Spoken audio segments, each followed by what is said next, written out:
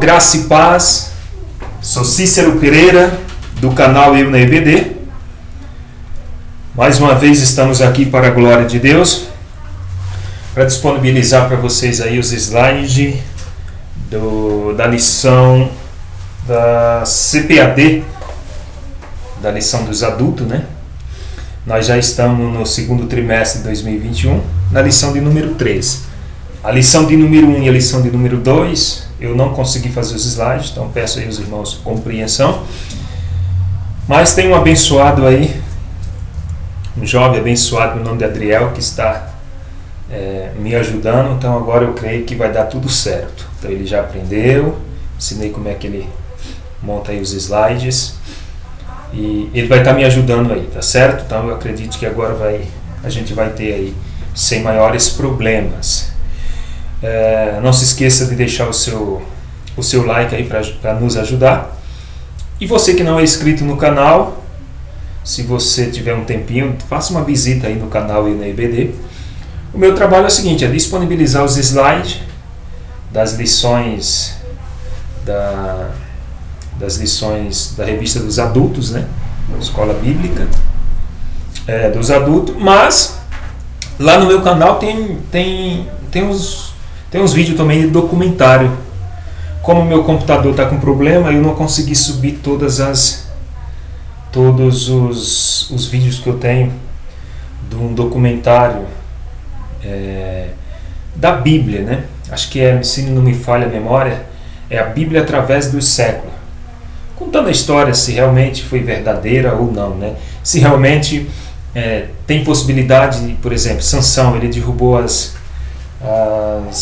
o templo, né? Derrubou as colunas do templo e veio abaixo todo o templo de Dagon. Será que era possível? Por exemplo, o mar que a Bíblia chama de Mar Vermelho, mas na verdade é o Mar de Junco.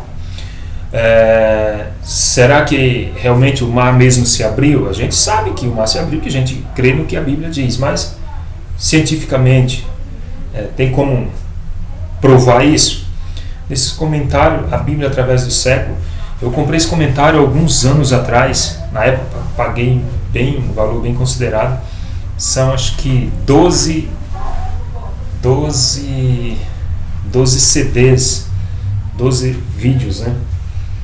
Isso é muito bacana. Eu vou ver que quando eu arrumar um computador melhor, eu vou ver se eu consigo subir os outros lá. Bom, mas aqui, voltando para cá, hoje a lição de número 3, disponibilizando para você.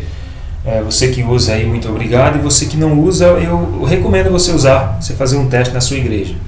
Você só precisa ter um notebook ou um computador, tanto faz, se na sua igreja tiver, conectado a um data show ou uma TV de LED. Eu prefiro a TV de LED. E você pode dar sua aula na sua igreja usando esses slides. Lembrando, eles são todos editáveis, você pode editar, deixar com a sua cara, com o logo da sua igreja, do jeito que você quiser. E eles são o resumo da lição com imagens para ficar mais dinâmico, certo? Então eu vou estar passando aqui, não vou me aprofundar em nenhuma das explicações, porque a aula é você que vai dar, beleza? Aqui é para você, estou disponibilizando para você os slides. Você quer assistir uma aula no canal aí, tem outros canais no YouTube que ensina você referente à aula, dá uma pré-aula. Aqui é só para você ter uma noção, certo? Então, lição de número 3, dons de revelação, é que nós iremos trabalhar na lição de número 3. O texto áureo se encontra na primeira carta aos Coríntios, capítulo 14, versículo 26. Que fareis, pois?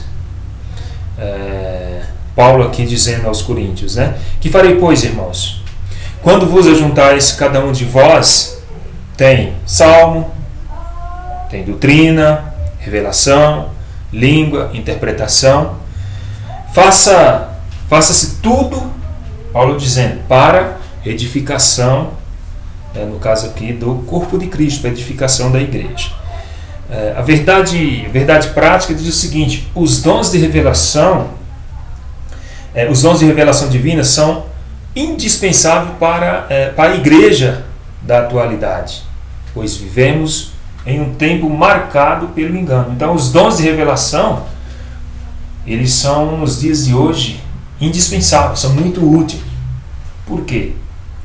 Porque nós vivemos um tempo difícil, tempo de engano, da mentira. Então, esse dom de revelação ele é muito importante para a igreja. A leitura bíblica em classe se encontra em 3 referências: 1 Coríntios 12, 8 e 10, Atos, capítulo 6, versículo 8 ao 10, e Daniel, capítulo 2, versículo 19 ao 22. A introdução diz o seguinte, que a maioria dos estudiosos classifica os dons de 1 Coríntios, capítulo 12 em diante, ali, 8 e 10, em 3 categorias: dons de revelação, dons de poder e dons de elocução. Dons de revelação, que é o que nós vamos estudar nessa lição, que é palavra de sabedoria, palavra de ciência, discernimento e espírito. Os dons de poder, que é fé, curar, operação de milagres, e os dons de elocução, que são profecias, variedades de língua e interpretação de línguas, certo? Bom, ponto 1, palavra de sabedoria. O que é isso? Conceito. Palavra sabedoria significa discernimento inspirado nas coisas sobrenaturais e humanas, porque a pelo Espírito é dada a palavra da sabedoria, 1 Coríntios 12, 8, e estabelece essa sabedoria, ela é abordada pelo apóstolo Paulo, e ela refere-se a uma capacitação divina, sobrenatural, para a tomada de decisões com sabedoria, claro, em circunstâncias extremas e também circunstâncias difíceis. Beleza? O subtópico 2, iremos falar sobre a Bíblia e a palavra de sabedoria. Bom, embora os dons espirituais lá no Antigo Testamento eles fossem plena e claramente evidenciados, alguns episódios do Antigo Testamento vislumbra o quanto Deus ele conferia aos homens a sabedoria do alto. Para quê? Para executar tarefa ou tomar decisões. Exemplo, José no Egito, né? Você conhece a história de José. Você viu as decisões sábias que José tomava. Outra também, Salomão. O episódio que aconteceu foi quando 2 mulheres trouxeram uma criança e elas diziam que as duas eram mãe da criança, então não tinha como. Salomão não sabia. O que Salomão fez? Bom, já que eu não sei qual das duas é a verdadeira mãe, ele teve ali um discernimento, uma palavra de sabedoria, ele teve uma revelação divina, né? Ele tomou uma decisão sábia, né? Uma decisão baseada ali num discernimento que só quem tem palavra de sabedoria que vem do alto que consegue discernir. O que é que ele entendeu? Bom, ele, na cabeça de Salomão é o seguinte: a mãe prefere ver o filho vivo com outra do que ele morto. Então ele disse: olha, traga o menino aí, a gente corta no meio e divide, já que eu não sei quem é a mãe, dá metade para um e metade para outra. Aqui não era a mãe, falou: tá feito, fechou, gostei. A mãe falou: não, que viva o meu filho, pode dar para ela o meu filho, não precisa matar o menino, cortar, dividir para nós não. Aí Salomão entendeu: bom, isso é o amor de mãe que fala mais alto. Então isso é um episódio que aconteceu na vida de Salomão, que ele usou com a sabedoria que veio do alto sobre a vida dele. Agora, no Novo Testamento, podemos tomar como exemplo o diácono e o primeiro mártir cristão lá da igreja, né? Estevão, né? Atos 6, do 9 e 10, que dizia que o pessoal ali não podia resistir à sabedoria de Estevão. Por quê? Porque a sabedoria dele vinha do próprio Espírito. Olha só o que diz: não podia resistir à sabedoria e ao Espírito com que falava. Então a sabedoria de Estevão era fora do comum, era algo assim que ninguém podia resistir. Subtópico 3, uma liderança sábia. Bom, a palavra de sabedoria é de grande valor na tarefa aconselhamento pessoal e também em suas situações que manda uma orientação no exercício do ministério pastoral. Primeiro, não confundir a manifestação desse dom com o nosso desejo pessoal. Nosso desejo pessoal é uma coisa, a manifestação desse dom é outra coisa. Segundo, se tratando aqui da palavra de sabedoria, Deus manifesta os dons em nossas vidas segundo o conselho da sua soberania, não da nossa. Então esse dom é manifestado não da nossa vontade, do nosso conhecimento, é da vontade soberana de Deus. E terceiro, tenhamos maturidade e cuidado no uso dos dons. Então os dons devem ser usados, mas com sabedoria, com zelo e com muito temor e tremor, certo? Fechamos o tópico 1, vamos para o tópico 2. Palavra da ciência. O que é isso? O que é a palavra da ciência? Bom, o dom da palavra da ciência se relaciona à capacidade sobrenatural concedida pelo Espírito Santo ao crente para esse conhecer fatos e circunstâncias antes desconhecidas, ou seja, oculta. Certamente o Senhor Deus não fará coisa alguma sem primeiro revelar o seu segredo aos seus servos, os santos profetas, os homens do Antigo Testamento. Está em Amós 3:7.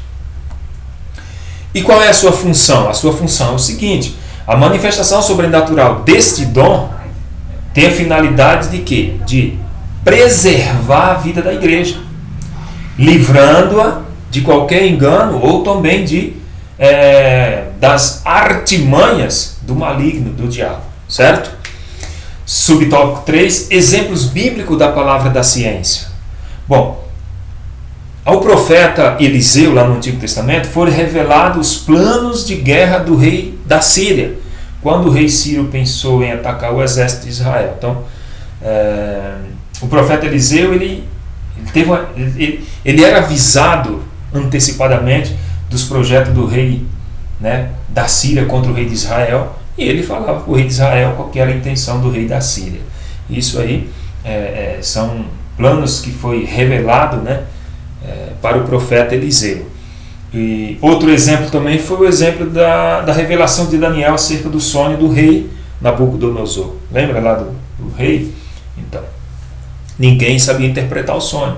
E Daniel, pela revelação divina, ele interpretou o sonho de Nabucodonosor. Confere lá em Daniel 2 e 3 e no verso 17 ao 19.